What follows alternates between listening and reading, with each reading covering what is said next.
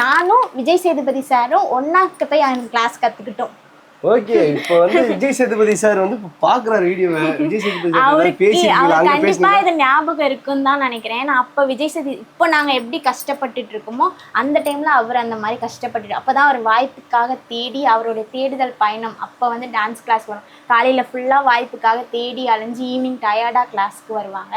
அவங்க எப்பவுமே நிறைய ஷோல சொல்லியிருக்காங்க எனக்கு டான்ஸ் வராது, அந்த அளவுக்கு நான் டான்ஸ் பண்ண மாட்டேன். ஆனா அவங்க டான்ஸ் நல்லாவே பண்ணுவாங்க. பட் ஆனா அவங்க அப்ப டயர்டா இருக்கிறதுனால அவங்க அதுக்காக அவங்களால முடியாதுல்ல. இப்போ நம்ம எங்களுக்கே இவ்வளோ கஷ்டம் இருக்கு. அப்போ அவர் ஒரு ஜென்ஸ்னுமோ அவர் ஃபேமிலி பார்த்துக்கணும், அங்கே சர்வைவ் பண்ணணும். அப்போ அவருக்கு அந்த எக்கனாமிக் வைஸாக அவங்க எவ்வளோ கஷ்டப்பட்டுருப்பாங்க, சாப்பிட்ருக்க மாட்டாங்க, சரியான ஃபுட் இருக்கா.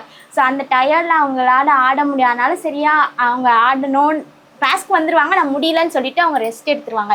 பட் நான் வந்து அந்த வயசுலேயே ஒரு செகண்ட் தேர்ட் படிக்கும்போது அவங்க என்ன ஸ்டெப்ஸ் கொடுத்தாலும் நான் உடனே பிக்கப் பண்ணி ஆடிடுவேன். எப்போவுமே அங்கே கிளாஸில் வந்து இப்போ ஒரு வாரம் ஃபுல்லாக ஸ்டெப்ஸ் எடுக்கிறாங்கன்னா அந்த ஒரு வாரம் ஒரு ஃபுல் பாட்டு தனியாக ஆடணும் ஒவ்வொரு ஸ்டூடெண்ட்டும். அவரால் முடியாதுன்னு நின்றுவாங்க. பட் நான் ஃபுல்லாக ஆடிடுவேன். ஸோ அது அவருக்கு ரொம்ப பெருமையாக இருக்கும், என்னை பார்த்து சந்தோஷமாக இருக்கும். எப்போ பிரேக் விட்டாலும் என்னை தூக்கி வச்சு கொஞ்சம் விளையாடுவாங்க. ஸோ அந்த மாதிரி விஜய் சேதுபதி சார் தூக்கி விளையாடின குழந்தை தான் நான். என்னமோ அவருக்கு சொன்னால் கண்டிப்பாக ஞாபகம் இருக்கும். பட் அவரை நாங்கள் போய் பார்த்து பேசணும், அவர் ஆஃபீஸில் போய் மீட் பண்ணோம் நாங்களும் நினச்சிட்ருக்கோம்.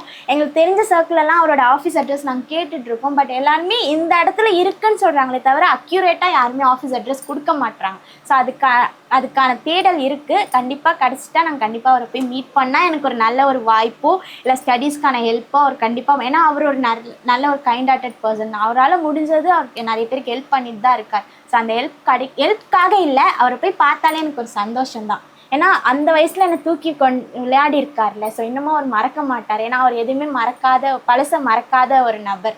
ஸோ அதனால் அவர்கிட்ட போய் பார்த்து பிளெஸிங் வாங்கணுன்றதுக்காக இருக்கும்.